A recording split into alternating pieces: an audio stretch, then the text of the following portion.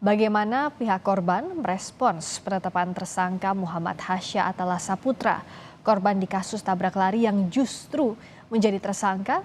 Kita sudah terhubung dengan Gita Paulina, tim kuasa hukum korban. Selamat malam, Mbak Gita. Selamat malam. Pertama, kami turut berduka atas berpulangnya Muhammad Hasya. Eh, Bicara soal kasus ini jadi perhatian, menuai kontroversi. Karena meskipun di SP3, tapi korban almarhum tetap dijadikan tersangka. Tadi ibunda dari Muhammad Hasya bilang bahwa ini adalah duka berganda. Sejauh ini bagaimana respons dari tim kuasa hukum mewakili keluarga menanggapi kasus ini yang di SP3, tapi masih ada status tersangka terhadap korban? Ya, saat kami mendengar bahwa, itu kami terima kabar di tanggal 17 Januari ya. Hmm. Jadi keluarga itu terima surat itu di sore hari, sempat saya bilang, "Bu, ini kayak saya nggak jelas maksudnya Aha. apa, tolong diulang." Lalu, ketika akhirnya kami baca bahwa tersangkanya itu adalah, Hasya, Mhm.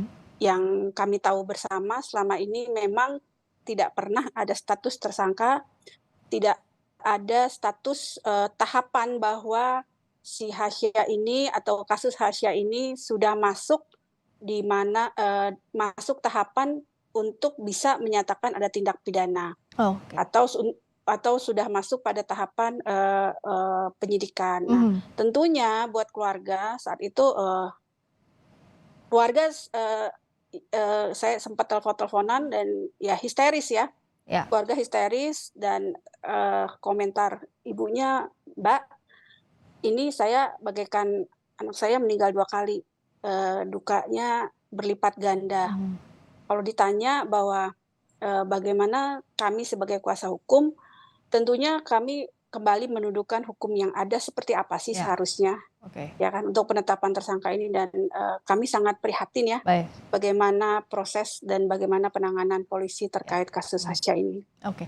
Kalau sekarang kan SP3 artinya kasus dihentikan otomatis juga sudah, dicabut status tersangkanya. Tapi, izinkan kami bertanya, waktu itu saat ditetapkan sebagai tersangka, pasal apa yang dikenakan, Mbak Gita?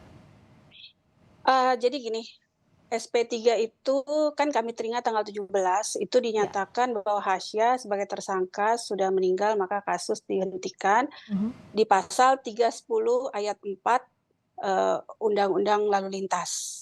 Oke. Itu kelalaian berarti ya, Mbak Gita ya? Kelalaian ya. Mhm. Kelalaian saat, berkendara dan mengakibatkan hilangnya nyawa.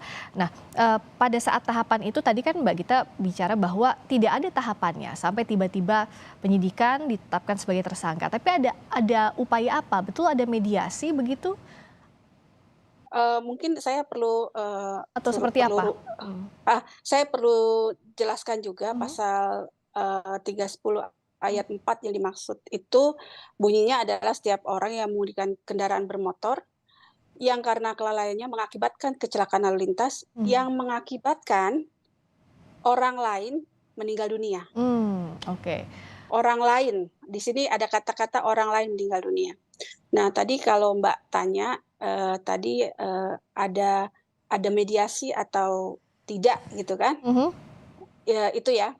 Betul? Jadi, saya tidak tahu apa itu disebut mediasi atau bukan, ya kan. Memang di November akhir atau Desember akhir, keluarga itu dipertemukan ya, tidak dipertemukan dengan terduga pelaku ya, Ya. tapi, keluarga itu dipanggil saat itu di Pancoran, di Gakum, cuma saat itu yang kami sayangkan ketika, bapak-bapak aparat hukum, bicara mengenai yang dia sebut, bahwa kasus ini begini, itu kami tidak mendampingi keluarga, Oh, jadi ya tim kan. kuasa hukum tidak mendampingi keluarga pada saat itu? Iya, padahal kami saat itu ada di, tempat yang sama. Mmm. Jadi, kami dipisahkan bahwa kami disuruh nunggu di luar Mhm. dan bahkan kemudian saya tahu juga di dalam, itu cuma ada bapaknya dan ibunya Hasya, kemudian posisi pintu juga dikunci, gitu kan. Oke. Kami sebenarnya tidak tahu apa yang diomongkan di sana, dan yang, saya juga heran kok kami sebagai kuasa hukum sudah jelas datang bersama, saya rasa klien kami juga ada hak-haknya yang harus kami lindungi, ya kan, karena Ya, mereka kan orang-orang yang, buta hukum ya, makanya ya. mereka butuh kami untuk mendampingi.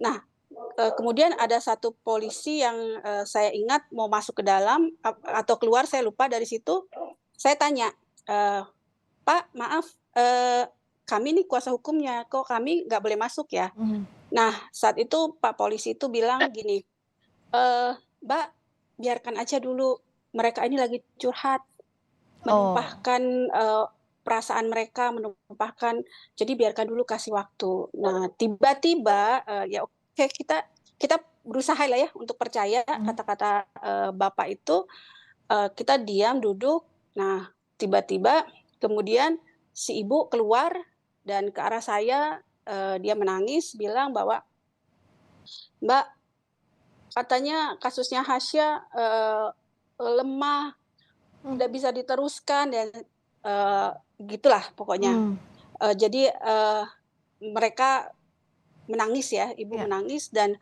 saat itu kejadian akhirnya kami kemudian masuk bersama-sama ke, dalam Oke. ruangan tersebut gitu, dan di situ kami lihat Mmm, banyak lebih dari 3 mmm, orang, ada mungkin 4 atau 5 orang mmm, polisi yang mmm. sepertinya bicara dengan keluarga gitu, Baik. seperti itu. Mbak Gita, tadi soal unsur dalam pasalnya apakah ditanyakan? Karena ada unsur yang tadi menyebabkan orang lain meninggal dunia padahal ini Hasyanya sendiri yang korban tapi ditetapkan sebagai tersangka.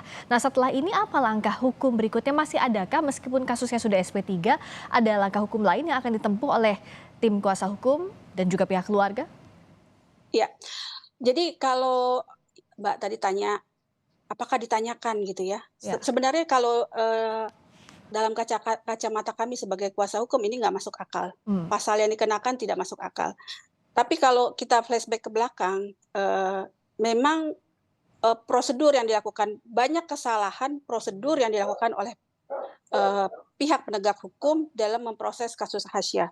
mmm, Karena, kami boro-boro mau nanya, kami aja baru tahu ada penyidikan dan mungkin ini di sini saya juga, perlu untuk, kasih tahu informasi bahwa jadi, baik. kami kan kemarin itu Ya, mengadakan, konferensi pers, baik. ya, Mhm, eee, malamnya sekitar jam 9 malam saya, posisi lagi di jalan, saya ditelepon oleh ya, ibunya Hasya dan dibilang, "Mbak, minta tolong saya, apa ada yang bisa mendampingi saya?" oke. Kebetulan posisi saya jauh Ya, dan dia bilang, "Ini kok ada tiga tiga iring-iringan mobil polisi ke mmm, rumah kami." mhm, Gitu, oke, dan dia ketakutan. Saya mmm, ngerti karena, pasti traumatis ya, oke, dengan kasus anaknya dan yang ya, lainnya.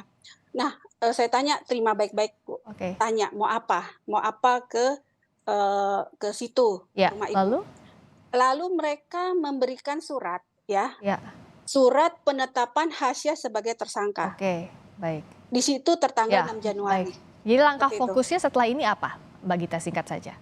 Oke, memang, kami belum bisa menyatakan langkah ke depan, tapi memang ada beberapa langkah-langkah hukum yang kami Baik, akan lakukan yang mmm, pasti ya ya, oke, efektif untuk, penanganan baik. kasus ini. Baik, terima kasih Mbak Gita Paulina, tim kuasa hukum korban yang diharapkan adalah ada penyelesaian yang tidak hanya memberikan kepastian hukum tapi juga berkeadilan untuk semua pihak. Terima kasih atas waktunya di Betul. Sapa Indonesia Malam.